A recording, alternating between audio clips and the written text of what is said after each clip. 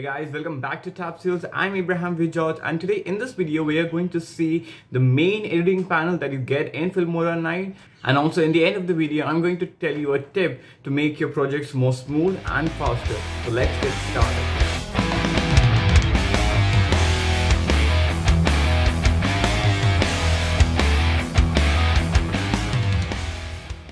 So in order to open the edit panel, you can either double click the video or select the video that you want to edit and click on edit right here.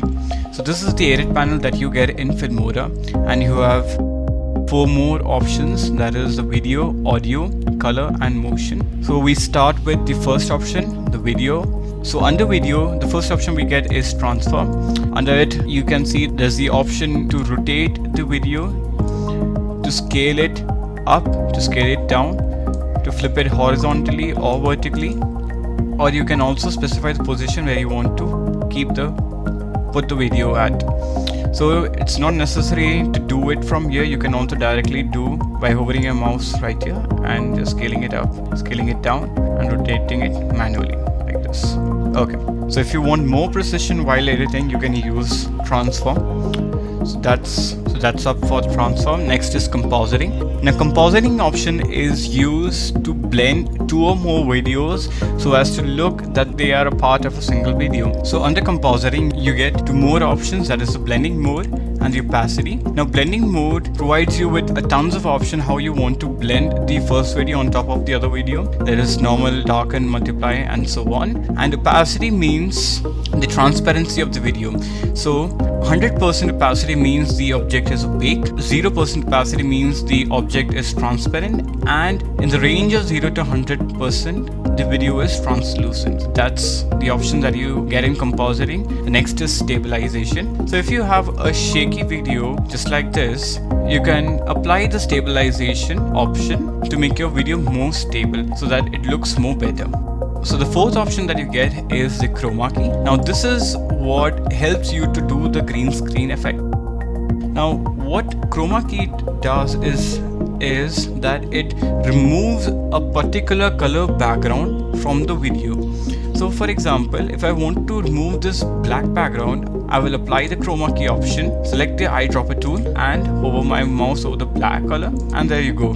The black color has been removed. Now if you want to make the removal of the background more better, you can increase or decrease the offset or tolerance to make the removal more better.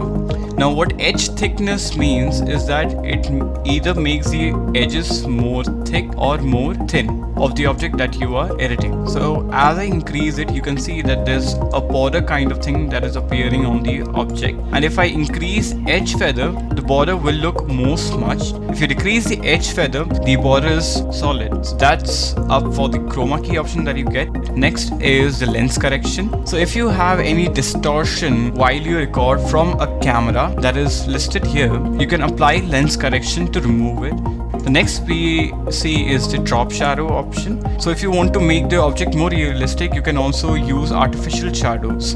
To make that, just click on drop shadow and specify where you want the shadow to be. Should it be to the left of the object, the right of the object, below or above? You can also specify the distance of the shadow from the object, how much blur you want the shadow to be, and the opacity, again the visibility of the shadow. So the last option you get is auto enhance. Auto enhance just enhances and makes your video more better. And with this we finish all the options that you get in video. The next is audio. So in the audio option you get fade in, fade out, pitch, equalizer and denoise. So if I apply a fade in option to a sound or an audio, the audio will start at 0 volume and the volume will gradually increase till it reaches 1.04 seconds or any second that you mention here. Same with fade out, the audio of the video gradually decreases with time. The third is pitch. Pitch helps you to increase the pitch of the audio or decrease the pitch of the audio that you are using. Next is the equalizer. So in layman terms, as you have filters in videos and in photos, you have also filters in music that help you to refine your audio or your music.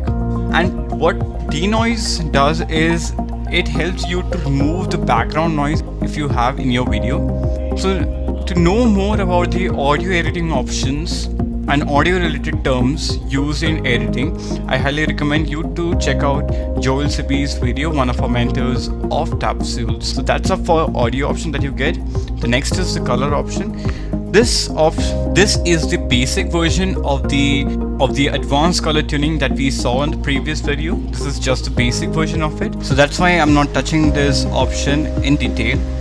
So the next is the motion. So if you want to have a motion added to your video, like zoom in or zoom out or faded, you can use different types of motion that Filmora provides you with. For example, if I double click on boom, you can see that the video starts with this boom effect and also ends with this effect. Okay, so you can apply various kinds of animations that are provided here. In the previous video, we saw how to do the zoom in and zoom out effect with the help of pan and zoom. You can also do the same effect with the help of these animations that's there in motion. Here is the zoom in and here is the zoom out option that you get.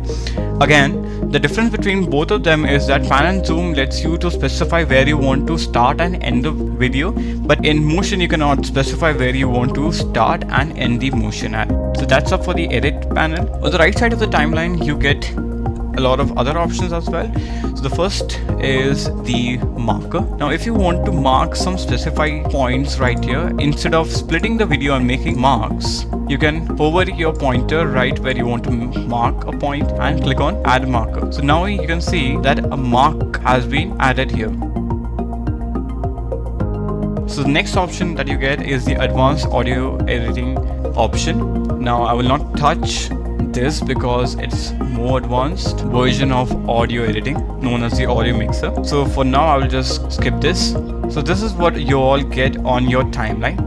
Now if you hover your mouse on the screen and right click it, you can see a lot of other options as well. So the one option that I want you to focus on is the playback quality option.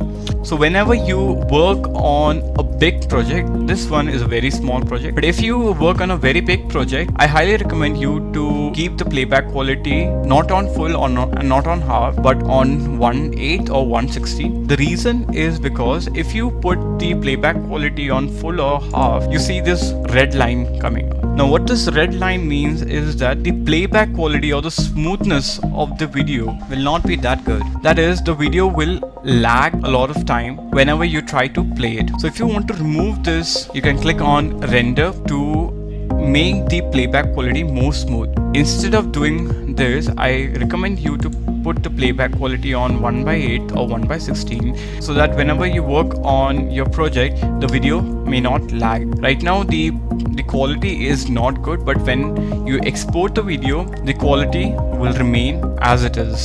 So if you want to see how the video actually looks like at full resolution, when you pause the video, you can click here and click on use original media when paused. So when you pause the video, you will be able to see the original media at high resolution. So in this way, you can always check how your video is looking, and this quality also remains good and smooth. So that's up for this video. If you have any doubts, feel free to mention it in the comment section below. And if you want to learn something apart from video editing, I recommend you to go and check out our channel and learn something new this quarantine. Do follow us on Instagram, Twitter and Facebook. Thank you.